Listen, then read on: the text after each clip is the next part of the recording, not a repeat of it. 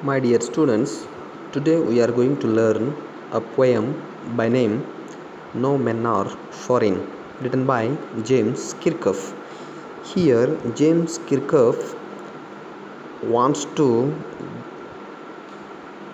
give the theme of the poem that we people must lead the life of universal brotherhood. Because of it needs to us. ಇದು ನಮಗೆ ಬಹಳ ಅವಶ್ಯಕತೆ ಇದೆ. ಏನಪ್ಪ ಅಂದ್ರೆ ನಾವು ಹೆಂಗೆ ಜೀವನವನ್ನು ನಡೆಸ್ಬೇಕಪ್ಪ ಅಂದ್ರೆ ಈ ಒಂದು ಜಗತ್ತಿನಲ್ಲಿ ನಾವು ಸರ್ವವ್ಯಾಪಿಕವಾಗಿ ಏನು ಮಾಡಬೇಕು, ಬ್ರದರ್ಸ್ ಥರ ನಾವೆಲ್ಲರೂ ಅಣ್ಣ ತಮ್ಮಂದಿರ ಥರ ನಾವೇನು ಮಾಡಬೇಕಾಗಿದೆ, ಇವತ್ತು ಜೀವನವನ್ನು ನಡೆಸಬೇಕಾಗಿದೆ. ಆ ಒಂದು ಪರಿಕಲ್ಪನೆಯನ್ನು, ಆ ಒಂದು ಸಂದೇಶವನ್ನು ಈ ಒಂದು ಪದ್ಯದ ಮುಖಾಂತರ ಕವಿಯವರು ಕೊಡಲಿಕ್ಕೆ ಇಷ್ಟಪಡ್ತಾ ಇದ್ದಾರೆ. ಅಂದರೆ ಯಾರೊಬ್ಬರು ಫಾರಿನ್ದವರು ಅಲ್ಲ, ಯಾರೊಬ್ಬರು ಪರಕೀಯರ ಅಲ್ಲ, ಯಾರೊಬ್ಬರು ಅನ್ಯ ರಾಷ್ಟ್ರದವರು ಅಲ್ಲ ಅಂತಕ್ಕಂಥ ಮನೋಭಾವ ನಮ್ಮಲ್ಲಿ ಬರಬೇಕು. ಅವ ಆ ರಾಷ್ಟ್ರದವ, ಇವ ಈ ರಾಷ್ಟ್ರದವ, ಅವ ಅಲ್ಲಿಂದ ಬಂದನು, ಇವ ಇಲ್ಲಿಂದ ಬಂದನು ಅಂತ ನಾವು ಯಾರೂ ಕೂಡ ಮನುಷ್ಯನನ್ನು ಅವರ ರಾಷ್ಟ್ರದ ಅವನ್ನು ಆಧಾರವಾಗಿಟ್ಕೊಂಡು ಅವ್ರ ಬಗ್ಗೆ ನಾವು ಜಡ್ಜ್ ಮಾಡದೆ, ಅವ್ರ ಬಗ್ಗೆ ನಾವು ನಿರ್ಧಾರ ತೆಗೆದುಕೊಳ್ಳದೆ, ಅವರನ್ನು ಹೆಂಗೆ ನಿರ್ಧಾರ ತೊಗೋಬೇಕಪ್ಪ ನಾವು ಅಂತಂದ್ರೆ ಅವರನ್ನು ನಮ್ಮ ಬ್ರದರ್ಪ ಅವ.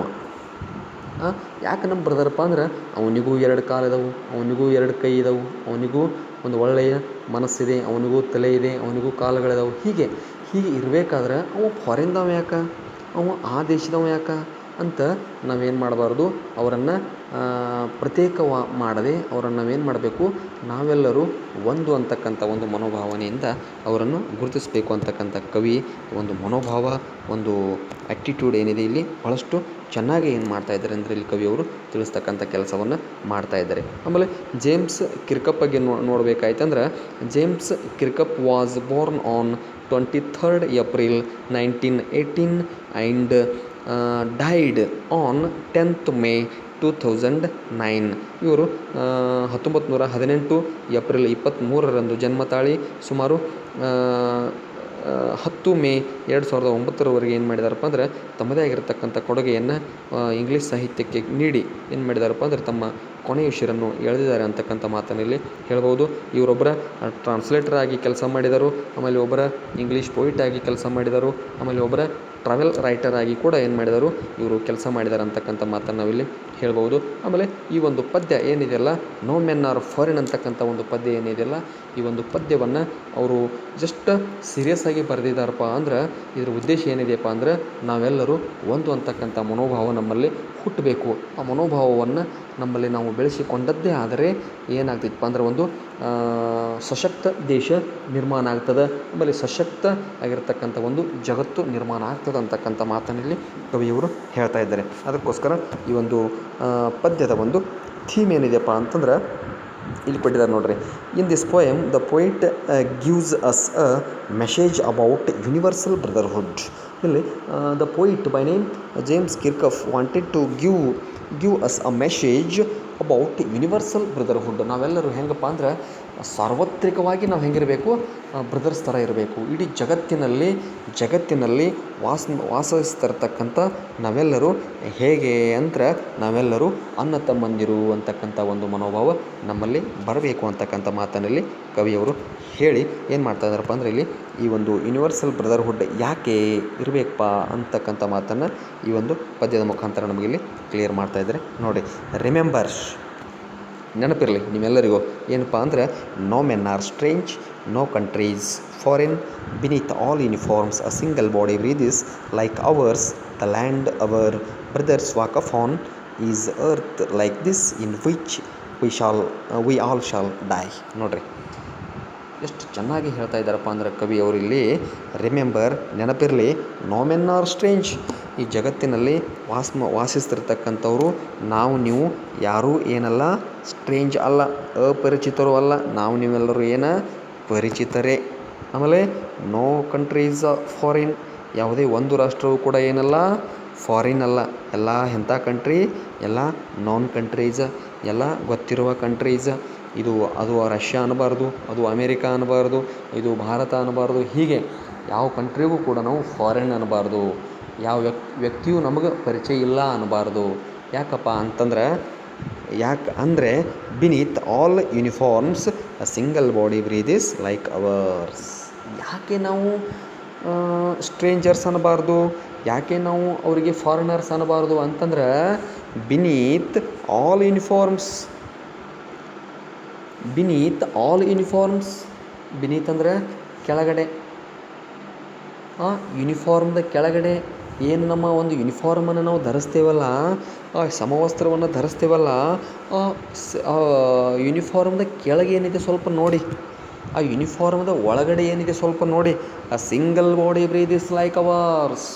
ನೋಡ್ರಿ, ನಮ್ಮ ದೇಶದ ಭಾರತೀಯರಾದ ನಾವು ಮೇಲೆ ಬಟ್ಟೆಗಳನ್ನು ಹಾಕ್ತೀವಿ, ಯೂನಿಫಾರ್ಮ್ಸ್ಗಳನ್ನು ಹಾಕ್ತೀವಿ, ಬೇರೆ ಬೇರೆ ಯೂನಿಫಾರ್ಮ್ಸ್ಗಳನ್ನು ಧರಿಸ್ತೀವಿ. ಕೆಲವೊಬ್ಬರು ಸಿವಿಲ್ ಡ್ರೆಸ್ ಹಾಕ್ತಾರೋ, ಕೆಲವೊಬ್ಬರು ಫಾರ್ಮಲ್ ಪ್ಯಾಂಟ್ ಹಾಕ್ತಾರೋ, ಕೆಲವೊಬ್ಬರು ಫಾರ್ಮಲ್ ಡ್ರೆಸ್ ಹಾಕ್ತಾರೋ, ಕೆಲವೊಬ್ಬರು ಪೊಲೀಸ್ ಡ್ರೆಸ್ ಹಾಕ್ತಾರೋ, ಕೆಲವೊಬ್ಬರು ಮಿಲ್ಟ್ರಿ ಡ್ರೆಸ್ ಹಾಕ್ತಾರೋ, ಕೆಲವೊಬ್ಬರು ಅವರವರ ಸಂಸ್ಥೆಯ ಡ್ರೆಸ್ಗಳನ್ನು ಹಾಕ್ತಿರ್ತಾರೋ. ಆದರೆ ಒಳಗಿರ್ತಕ್ಕಂಥ ಸಿಂಗಲ್ ಬಾಡಿ ಏನಿದೆಯಲ್ಲ, ಆ ದೇಹ ಮಾತ್ರ ಏನಿದೆ ಸೇಮ್ ಇದೆ. ಏನು ಸೇಮ್ ಇದೆ? ಅಮೇರಿಕಾದಲ್ಲಿರ್ತಕ್ಕಂಥ ದೇಹಕ್ಕೂ ಕೂಡ ಏನಿದೆ, 2 ಕೈ ಇದಾವೆ, 2 ಕಾಲಿದಾವೆ, ತಲೆ ಇದೆ, ಹೌದಲ್ರಿ. ರಷ್ಯಾದಲ್ಲಿ ಇರ್ತಕ್ಕಂಥ ದೇಹಕ್ಕೂ ಕೂಡ ಅದೇ ಇದೆ. ಅಲ್ಲಿ ಚೀನಾದ ದೇಹಕ್ಕೂ, ಚೀನಾದಲ್ಲಿ ವಾಸಿಸ್ತಕ್ಕಂಥ ಜನರ ದೇಹಕ್ಕೂ ಕೂಡ ಅದೇ ಇದೆ. ಹಾಗಾದ್ರೆ ಇಡೀ ಜಗತ್ತಿನಲ್ಲಿ ಎಲ್ಲ ದೇಹಗಳು ಸೇಮ್ ಇರಬೇಕಾದ್ರೆ ನಾವು ಆ ದೇಹವನ್ನು ನೋಡಿ ನಾವು ಏನು ಮಾಡೋಣ, ಇವತ್ತು ಜಡ್ಜ್ ಮಾಡೋಣಲ್ಲ. ಯೂನಿಫಾರ್ಮ್ ನೋಡಿ ನಾವು ಜಡ್ಜ್ ಮಾಡೋದು ಬೇಡಲ್ಲ, ಹೌದಲ್ರಿ. V people need not judge by there dress. ಅವ್ರ ಡ್ರೆಸ್ಸನ್ನು ನೋಡಿ, ಅವ್ರ ಯೂನಿಫಾರ್ಮನ್ನು ನೋಡಿ ನಾವೇನು ಮಾಡಬಾರ್ದು, ಆ ಮನುಷ್ಯನನ್ನು ಜಡ್ಜ್ ಮಾಡಬಾರ್ದು. ಅವ ಆ ದೇಶದವ, ಇವ ಇದೆ ಈ ದೇಶದವ, ಇವ ಆ ದೇಶದವ ಅಂತಕ್ಕಂಥದ್ದನ್ನು ನಾವೇನು ಮಾಡೋಣ, ಅವನ ದೇಹವನ್ನು ಸಿಂಗಲ್ ಬಾಡಿಯನ್ನು ನೋಡಿ ನಾವು ಜಡ್ಜ್ ಮಾಡೋಲ್ಲ. ಈ ಮನೋಭಾವ ನಮ್ಮಲ್ಲಿ ಬತ್ತಂದ್ರೆ ನಾವೇನಾಗ್ತೀವಪ್ಪ ಅಂದರೆ ನಾವು ಯೂನಿವರ್ಸಲ್ ಬ್ರದರ್ಹುಡ್ ಆಗ್ತೀವಿ, ಹೌದಲ್ರಿ. ನಾವು ಸಾರ್ವತ್ರಿಕವಾಗಿ ಅಣ್ಣ ತಮ್ಮಂದಿರಾಗಿ ಹೊರಹೊಮ್ತೀವಿ, ಹೌದಲ್ರಿ. ಭಾರತೀಯರಾದ ನಾವು ಹಿಂಗಪ್ಪ, ಅಮೇರಿಕಾದವ್ರು ಹಂಗಪ್ಪ, ಚೀನಾದವರು ಹಂಗಪ್ಪ, ರಷ್ಯಾದವರು ಹಂಗಪ್ಪ ಬೇಡ. ಆದರೆ ದೇಹ ಮಾತ್ರ ಒಂದೇ ಇದೆಯಲ್ಲ, ಅಲ್ಲಿ ಬಾಡಿ ಮಾತ್ರ ಹೆಂಗಿದೆ, ಸಿಂಗಲ್ ಬಾಡಿ ಇದೆ. ಅದು ಬ್ರೀದ್ ಮಾಡ್ತದೆ. ಬ್ರೀದ್ ಅಂದರೆ ಉಸಿರಾಟ ಕ್ರಿಯೆ ನಡೆಸ್ತದೆ. ಏನು ಉಸಿರಾಟ ಕ್ರಿಯೆ ನಡೆಸ್ತದೆ? ಅದು ಆಕ್ಸಿಜನನ್ನು ತೊಗೋತದೆ, ಆಮ್ಲಜನಕವನ್ನು ತೊಗೋತದೆ, ಇಂಗಾಲ ಡೈಆಕ್ಸೈಡವನ್ನು ಬಿಡ್ತದೆ. ನಮ್ಮ ದೇಶದಲ್ಲಿಯೂ ಕೂಡ ಅದೇ ನಡೆದಿದೆ, ರಷ್ಯಾದಲ್ಲಿ ಕೂಡ ಅದೇ ನಡೆದಿದೆ, ಹೌದಲ್ರಿ. ಬೇರೆ ಎಷ್ಟೋ ಸುಮಾರು 200-300 ರಾಷ್ಟ್ರಗಳಲ್ಲಿ ಹೋದಾಗಲೂ ಕೂಡ ಇಂಥದೇ ಆ್ಯಕ್ಟಿವಿಟಿ ನಡಿಬೇಕಾದ್ರೆ ನಾವು ಅವರ ಯೂನಿಫಾರ್ಮನ್ನು ನೋಡಿ ನಾವು ಅಲ್ಲಿ ನಿರ್ಣಯವನ್ನು ತೆಗೆದುಕೊಳ್ಳದೆ ಏನು ಮಾಡೋಣ, ಆ ದೇಹವನ್ನು ನೋಡಿ ನಾವು ಜಡ್ಜ್ ಮಾಡಿಕೊಂಡು ನಾವೆಲ್ಲರೂ ಬ್ರದರ್ಸ್ ಆಗಿ ಬಾಳೋಣಲ್ಲ ಅಂತಕ್ಕಂಥ ಮಾತಿನಲ್ಲಿ ಜೇಮ್ಸ್ ಕಿರ್ಕಪ್ ಅವರು ಭಾಳ ಚೆನ್ನಾಗಿ, ಭಾಳ ಮಾರ್ಮಿಕವಾಗಿ ಹೇಳ್ತಕ್ಕಂಥ ಕೆಲಸವನ್ನು ಮಾಡ್ತಾ ಇದ್ದಾರೆ. ಯಾಕಪ್ಪ ಅಂತಂದ್ರೆ the land our brothers walk upon is earth like this. ನೋಡ್ರಿ, ಈ ಒಂದು ಭೂಮಿ ಮೇಲೆ ಏನು ಮಾಡಿದಾರಪ್ಪ ಅಂದ್ರೆ, ಇದೇ ಸೇಮ್ ಭೂಮಿ ಮೇಲೆ ನಮ್ಮ ಬ್ರದರ್ಸ್ ಏನು ಮಾಡಿದರು, ವಾಕ್ ಅಪಾನ್, ನಮ್ಮ ಬ್ರದರ್ಸ್, ನಮ್ಮ ಅಣ್ಣ ತಮ್ಮಂದಿರು, ನಮ್ಮ ಹಿರಿಯರು, ನಮ್ಮ ಫೋರ್ ಫಾದರ್ಸ್, ನಮ್ಮ ಪೂರ್ವಜರು ಏನು ಮಾಡಿದಾರಪ್ಪ ಅಂದ್ರೆ ಇದೇ ಭೂಮಿ ಮೇಲೆ ನಡೆದಾಡಿದಾರು, ಹೌದಲ್ಲ. ಭೂಮಿ ಮಾತ್ರ ಅದೇ ಇದೆ. ಇಲ್ಲಿ ಬರ್ತಕ್ಕಂಥವರು ನಾವುಗಳು ಮಾತ್ರ ಬೇರೆ ಬೇರೆ ಇದ್ದೀವಿ. ಅಂದರೆ ಭೂಮಿ ಮಾತ್ರ ಒಂದೇ ಇದೆ. ಅಮೇರಿಕಾದಲ್ಲಿಯೂ ಅದೇ ಭೂಮಿ ಇದೆ, ಇಂಗ್ಲೆಂಡ್ದಲ್ಲಿಯೂ ಅದೇ ಭೂಮಿ ಇದೆ, ಚೀನಾದಲ್ಲಿಯೂ ಅದೇ ಇದೆ, ಅಲ್ಲಿ ನ್ಯೂಜಿಲ್ಯಾಂಡ್ದಲ್ಲಿಯೂ ಅದೇ ಇದೆ, ಆಸ್ಟ್ರೇಲಿಯಾದಲ್ಲಿಯೂ ಕೂಡ ಅದೇ ಭೂಮಿ ಇದೆ. ಆದರೆ ಅಲ್ಲಿ ಅದ್ರ ಮೇಲೆ ಬರ್ತಕ್ಕಂಥ ಪಾತ್ರಧಾರಿಗಳು ಮಾತ್ರ ನಾವೇನಿದ್ದೀವಿ, ಬೇರೆ ಬೇರೆ ಇದ್ದೀವಿ ಅಂತಕ್ಕಂಥ ಮಾತನ್ನು ಹೇಳ್ತಾನೋ. In which we all shall lie. ಅದಕ್ಕೋಸ್ಕರ ಅದೇ ಭೂಮಿ ಮೇಲೆ ನಾವು ನೀವೆಲ್ಲರೂ ಇವತ್ತೇನು ಮಾಡಬೇಕಾಗಿದೆ, ಲೈ ಮಾಡಬೇಕಾಗಿದೆ, ಮಲಗಬೇಕಾಗಿದೆ, ಆರಾಮಾಗಿ ಎಂಜಾಯ್ಮೆಂಟ್ ಮಾಡಬೇಕಾಗಿದೆ. ಅದಕ್ಕೋಸ್ಕರ ಬಂಧುಗಳೇ, ಅದಕ್ಕೋಸ್ಕರ dear student, we people need not worry about the uniforms, need not worry about their dress code. ಅದಕ್ಕೋಸ್ಕರ ನೀವು ಅವರ ಡ್ರೆಸ್ ಕೋಡ್ ಬಗ್ಗೆ ವರ್ರಿ ಮಾಡ್ಕೋಬೇಡ್ರಿ, ಅವರ ಮುಖವನ್ನು ನೋಡಿ ನೀವು ಜಡ್ಜ್ ಮಾಡಬೇಡ್ರಿ.